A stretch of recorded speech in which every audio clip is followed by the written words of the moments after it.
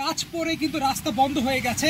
এবং আমরা দেখতে পাচ্ছি যে ঝড় যেটি গতকালকে শুরু হয়েছে সেই ঝড়ের কিন্তু থামার কিন্তু কোনো নাম নেই এবং এই ঝড়ের যদিও যে মূল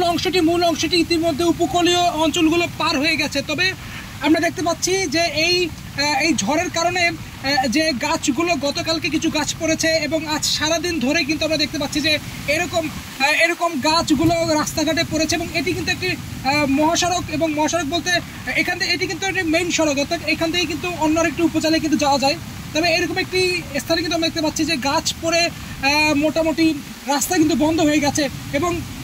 সকাল থেকে অতিরিক্ত বৃষ্টি এবং বৃষ্টির সাথে সাথে বাতাস হওয়ার কারণে কিন্তু এই এলাকাটাতে বিশেষ করে মানুষজন কিন্তু সেভাবে ঢুকতে পারছেন না এবং এখানকার যে গাছগুলো রয়েছে সেগুলো সরিয়ে দিয়ে যে আবারও যান চলাচল শুরু করবে সেরকম কিন্তু করা যাচ্ছে না। আমরা একজন এখানকার অটো চালকের সাথে আসলে কথা বলতে চাই এই বিষয়টি নিয়ে। আচ্ছা, এখানে একটু বলুন তো এখানে কি আসলে হয়েছে, মানে এই গাছটা পড়ার কারণে আপনাদের কি সমস্যা হয়েছে? ওই পাশে যাইতে পারি না ভাই, ওই পাশে লোকজন লইয়া আইতে পারি না, মানুষজন যারা ধরতুবান আটকে গেছে এরা ওই বাচ্চা কাচ্চা লইয়া দৌড়ে আইতে পারে না, যা খুব অসুবিধা হইতে আছে আমাদের। গাছ কি আরো অনেকগুলো কি পড়েছে? ওই পাশে আরো গাছ আছে, 7-8টা গাছের রাস্তার উপরে পড়ে গেছে।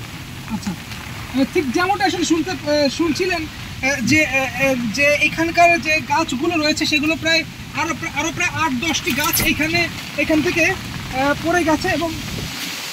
আমরা কিন্তু দেখা পাচ্ছি কি পরিমাণ বাতাস বইছে, সাথে প্রচন্ড বাতাস কিন্তু এখানে আমরা দেখতে পাচ্ছি এবং পাশেই কিন্তু বিশেষ করে পাশে যে এখানকার যে ঘের, এই ঘেরগুলোতে কিন্তু পানিতে তলিয়ে গেছে এবং আমরা যদি দেখি আপনাদেরকে যে এখানকার ঘেরের যে পানি, সেই পানিগুলো কিন্তু এখানকার যে পানিগুলো রয়েছে পানিগুলোতে প্রবেশ করেছে এবং সাথে সাথে আমরা দেখতে পাচ্ছি যে বাতাসের যে আর্দ্রতা, বাতাস কিন্তু অনেক বেশি প্রচন্ড বেগে বাতাস বইছে এবং পাশে এই পানি কিন্তু আবার ঘরের ভিতরে প্রবেশ করেছে এবং সেটি কিন্তু আমরা দেখতে পাচ্ছি এই ঘর কিন্তু প্রায় অনেকখানি উঁচু একটি ঘর, এই উঁচু ঘরের ভিতরে কিন্তু পানি প্রবেশ করেছে এবং আমরা দেখতে পাচ্ছি যে বাতাস কিন্তু বইছে প্রচন্ড বেগে। এখানে দাঁড়িয়ে থেকে আসলে অসম্ভব ব্যাপার এবং এর মধ্যেই আসলে আপনাদেরকে দেখাচ্ছি